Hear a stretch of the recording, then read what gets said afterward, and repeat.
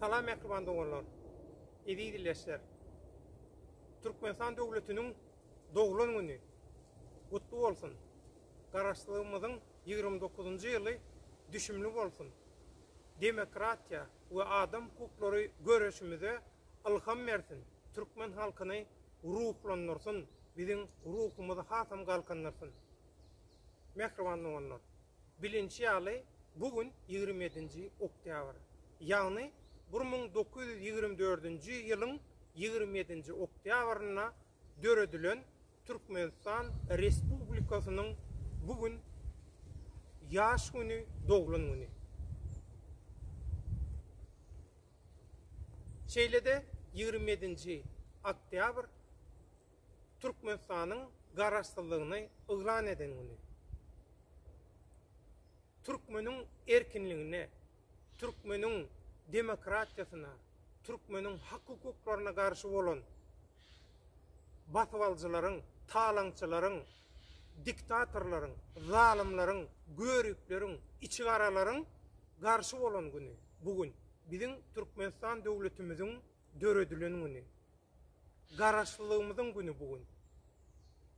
Inha şeýle mukaddes wakalar seneler bilen bağlanşykly Türkmeniýa birleşiň hereketiniň başladan garaşsyzlyk güni münasibetli agaç oturtmak, nahal oturtmak ýa-da öýüňe täze bir gül ösümlik almak tagallasynyň kampaniýasynyň şeýle de Türkmeniň garaşsyzlygyna garşy alınıp barylýan siýasatlaryň, siýasy tutsaglaryň, Türkmenistana edilýän elkençlikleriň protesta edilmek üçin başladylan Türkmeniýa birleşiň toparynyň hereketiniň şu tagallasyna bizem Dünýä Türkmenleriniň Demokratiýa platformasy Oğuzhan Nesli Birleşiginiň guramasy şeýlede Dünýä Türkmenleriniň hereketi hökümine bizem gatnaşýar.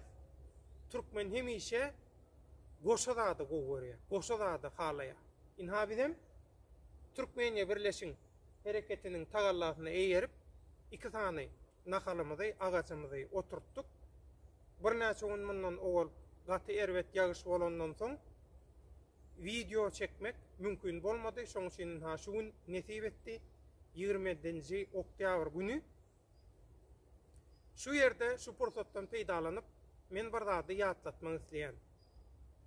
Tarihçi Aleksandr Adam şeýle diýär.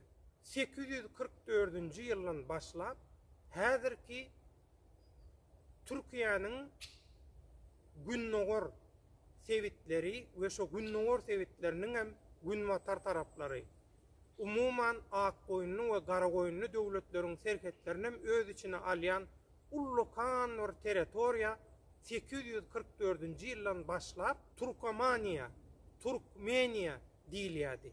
Türkmeniýa sözü anha siyasi manyda bir geografiki at görünüşine 844-nji ýylda şol sebitde ulanyldy.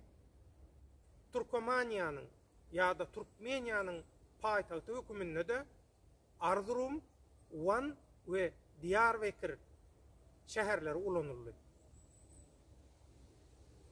Şeýle tarihi wakany ýatlatmak bilen men mühim bir zada üns çekmek isleýän.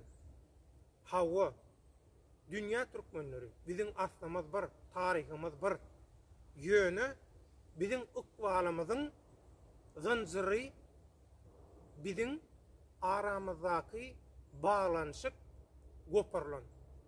Şoň üçin 844-nji ýyldan başlap tarihin saknasyna adı agdalan Türkmeniýa ýa-da Turkmeniýa seviti biziň Türkiýedäki ýakyn ordaky şeýle de Merkezi Aziýadaky türkmenler bilen aýrylan halkalarymyzy birleşdirýän esasy halka şol Turkmeniýa.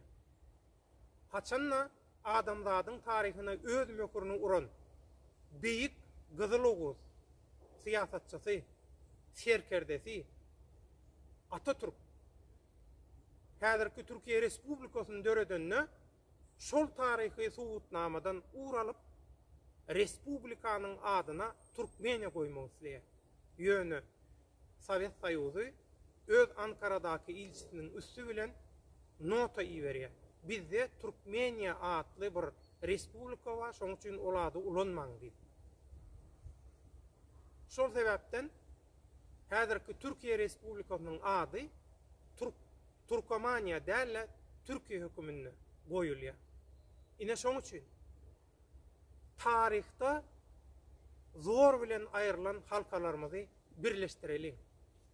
27. oktýabrda şu mukaddes günni, buýsançly günni agdybirlik üçin, bileleşik üçin hereket edelim.